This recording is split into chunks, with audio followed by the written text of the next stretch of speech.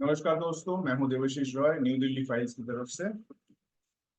अभी हाल ही में कुछ देर पहले इंडिगो एयरलाइंस के प्रॉफिट्स रिजल्ट्स निकले। कितने थे, क्या थे, वो आपने मीडिया में पढ़ा होगा, उसके बारे में मैं बताना नहीं चाहता, लेकिन बहुत ही ज्यादा थे। 10 बिलियन डॉलर्स की तरफ। तो बहुत ही ज्यादा प्रॉफिट थे। और इतने ज्यादा, इतनी तादाद की प्रॉफिट इंडिया में, भारत में कोई भी एयरलाइन नहीं करती है। ज्यादातर एयरलाइन घाटे में जाते हैं। तो आप विस्तारा को ले लीजिए, एयर इंडिया को ले लीजिए। गो एयर तो बंद ही हो गया।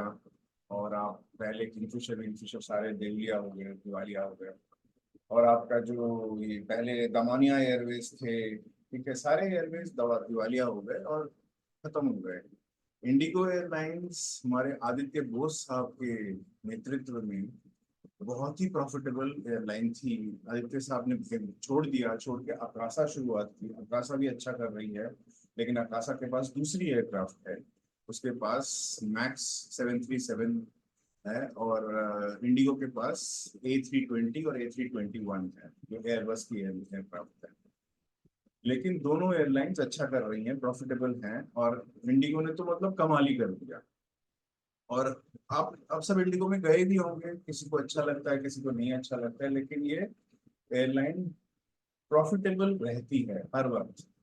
एयरक्राफ्ट का जो टर्न अराउंड टाइम है, एक एयरक्राफ्ट को उतरने के बाद उनके जो यात्री निकल जाते हैं, फिर उसकी सफाई, फिर उसका फ्यूलिंग, उसके लैट्रिन वगैरह से सारा कुछ कचरा निकालना, और फिर वो मेंटेनेंस करना, टायर वायर चेक करना, सब कुछ करना, इंजन चेक करना, ये सारा कुछ सबसे कम समय में ये कर लेते हैं। करके फिर वो एयरक्राफ्ट को घुमा देते हैं, टर्न अराउंड टाइम घुमा के फिर से वो ले जाते हैं।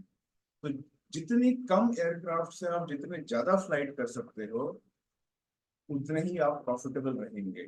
और कुछ रूट्स होते हैं वो बहुत ही प्रॉफिटेबल होते हैं, जैसे कि दिल्ली मुंबई, दिल्ली कलकत्ता, दिल्ली चेन्नई, दिल्ली बैंगलोर। ये काफी प्रॉफिटेबल रूट्स हैं। और छोटे छोटे रूट्स भी आजकल बहुत प्रॉफिटेबल हो रहे हैं। लोग यात्रा करना पसंद करते हैं, काम के लिए और दूसरे दूसरे मकसद के लिए। तो मेरा कहना ये है, सवाल ये उठता है, इंडियन रेलवेज, जो कि एक बहुत ही अच्छी ऑर्गेनाइजेशन है, बहुत अच्छी ऑर्गेनाइजेशन है, और मोदी जी की सरकार ने उसको और ही बेहतर बनाया है। और अच्छे अच्छे अब ट्रेन निकल रहे हैं, हमारी अपनी टेक्नोलॉजी है। पहले हम एल्स्टॉम फ्रांस से, और हिटाची जापान, और एक जर्मन कंपनी भी थी, वहां से हम इंजन खरीदते थे। हमारे जो कोचेस थे, उनका जो डिजाइन था वो भी फॉरेन का था या पहले का था।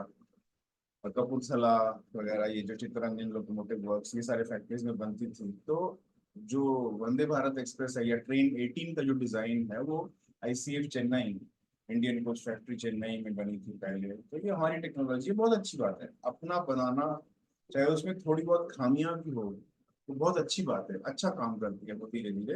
और फिर उसको और बेहतर बनाते हैं धीरे धीरे, फिर एक्सपोर्ट कर सकते हैं, हम बहुत कुछ कर सकते हैं। ये बहुत अच्छी बात है। तो इंडियन रेलवेज जो बहुत ही एक बड़ी ऑर्गेनाइजेशन है, वो एक ही मानदंड में चलती है कि गरीबों को सेवा करो, गरीबों की सेवा करो, जितना कम रखो टिकट का प्राइस, तो ठीक है, बहुत अच्छी बात है। लेकिन सर्विस के लिए जो है, हम वर्ल्ड स्टैंडर्ड्स कह लीजिए, इंडियन स्टैंडर्ड्स जो है, इंडियन बड़े बड़े अच्छे कंपनीज ट्रांसपोर्टेशन सेक्टर में, उनके स्टैंडर्ड्स में भी नहीं आ सकते हैं। आ चुके हैं रेलवेज में।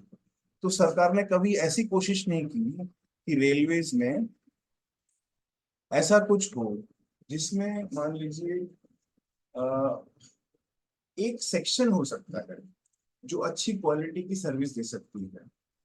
जैसे मान लीजिए हम राजधानी या शताब्दी या दुरंतो है, वो तो ठीक है, दूसरों ट्रेनों से थोड़ी बेहतर है, लेकिन वो खास कुछ नहीं है।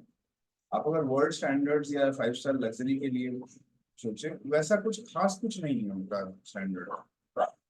तो बहुत पहले सवाल उठा था, बहुत पहले की बात है, 20-25 साल पहले की, रेलवे को प्राइवेटाइज करने के लिए। रेलवे पहली बात एक कंपनी नहीं है, इंडिगो जैसी एक कंपनी है।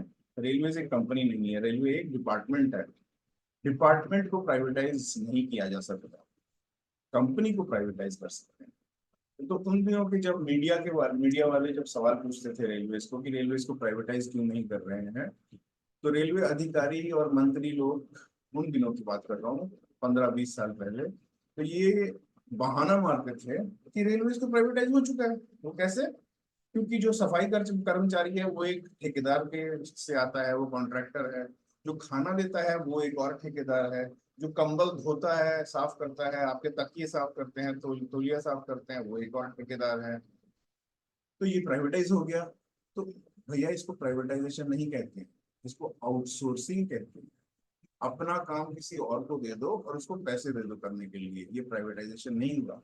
प्राइवेटाइजेशन तब होता है जब कंपनी के डायरेक्टर्स प्राइवेट हो, कंपनी के जो शेयर्स हैं, कंपनी के शेयर्स किसी प्राइवेट इंडिविजुअल या प्राइवेट कंपनीज को बेचा जाए, उनकी शेयर होल्डिंग हो, या पब्लिक शेयर होल्डिंग, जो स्टॉक मार्केट में लिस्टिंग हो, तो तब तक वो प्राइवेटाइज नहीं होती है। मैं ये नहीं कह रहा हूँ कि रेलवेज को प्राइवेटाइज किया जाए, मैं कह रहा हूँ कि रेलवेज की जो transportation passenger oriented, customer oriented जो एक विभाग है जो भी काम करती है रेलवेज, उसका एक सेक्शन, मान लीजिए 2 ट्रेन या 3 ट्रेन, उसको एक कंपनी बना के वो प्राइवेटाइज किया जा सकता है।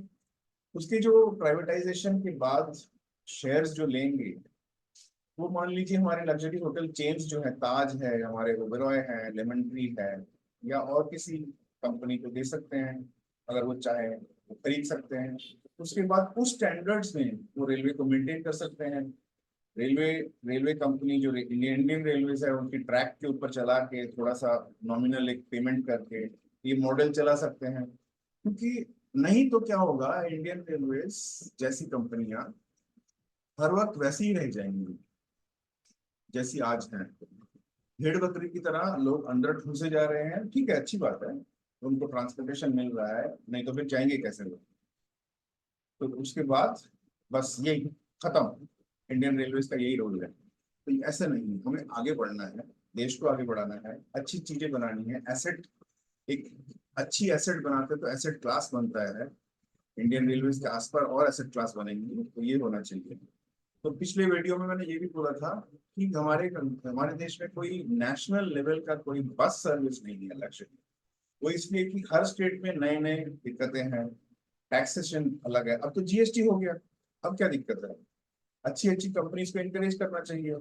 अब सड़कें भी बन रही हैं, तो एक कंपनी जो रजिस्टर्ड है, मान लीजिए कहीं किसी भी शहर में, वो पूरे इंडिया में क्यों नहीं ऑपरेशन स्टार्ट करती? जैसे ओला या उबर है, ओला या उबर सारे देश में चलती है, हर शहर में चलती है, लेकिन वो एक जगह हेडक्वार्टर्ड है।